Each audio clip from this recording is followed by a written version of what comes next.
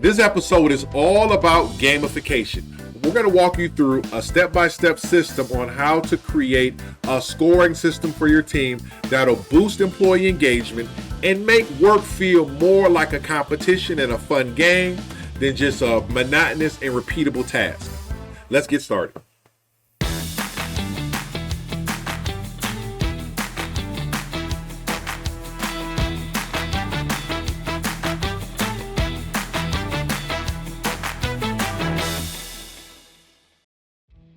So before we get into everything, let's go over some statistics that we all have probably heard before but are important to review.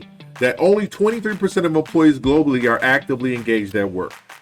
In the United States, employee engagement dropped to 31% in 2023. That was a 2% drop. And low employee engagement costs companies $450 to $500 million a year. You may be wondering, why is it important to be thinking about employee engagement?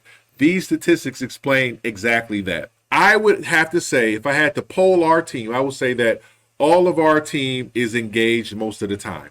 But everybody, I wouldn't say, is necessarily engaged all of the time. I think that employee engagement for us is something that we continually keep working on. It's not a check in the box like, yep, we got engaged employees and we just forget about it and keep going. We know that we have to continue to keep working on it. And I made a huge mistake in the past not thinking about this. We had an away clinic years ago. When I say away clinic, I mean a clinic that we operated 2 states away from us. We're in Michigan. We were operating a clinic in the state of Illinois. And, it was my fault. I hired the people. I created the systems. But I did not have a system in place to make sure that the employees, that the team was engaged. And so because of that, there was conflict. There was, there was a lot of things going on that resulted in a poor work environment. It resulted in poor care for our patients, and ultimately that resulted in poor financials for the business. And so that was a mistake that I learned, a very painful lesson, a very, very painful lesson. It cost us a lot of money to learn that lesson, like 6 figures to learn that lesson. And so I used that 6 figures as tuition. It was a bunch of things that came out of that. And one of the things that came out of that was the understanding and the importance of creating a scoreboard, gamifying the task of our practice. And so after reading a book by Ray Dalio called Principles, he has a process that he uses called baseball cards, where every team member in his business has stats, and you can see like the key areas that they're good at. We created a more simplified version of that for our medical clinic. And so I'm going to go through how to create this scoreboard, but I'm going to go through some quick principles first. Number 1, what we did was we put a score on the 20% task. The Pareto effect says that 20% of the tasks we do create 80% of the results. And so we didn't put a score on every single individual task. We didn't want it to be tedious. We wanted them to track, maybe 3 to 5 things.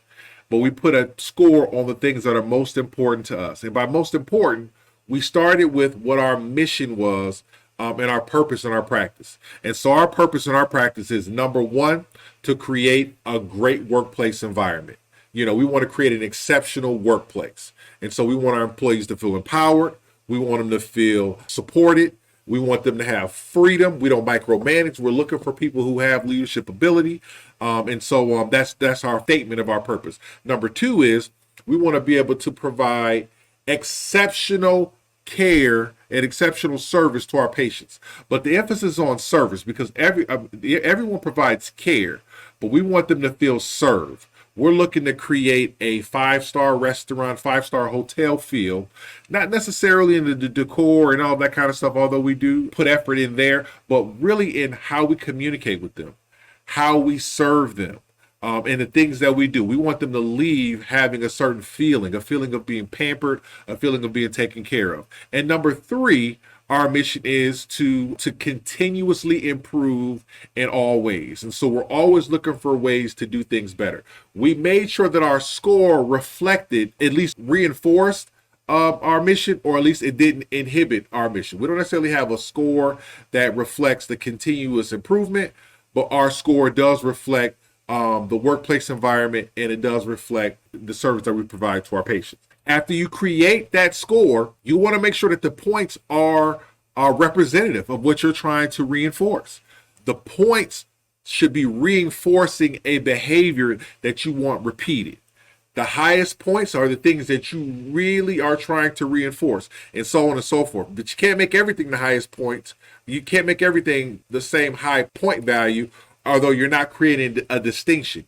The point should be creating a distinction and helping the team members prioritize what's most important. For example, we have our highest point value is 100. That's for travel.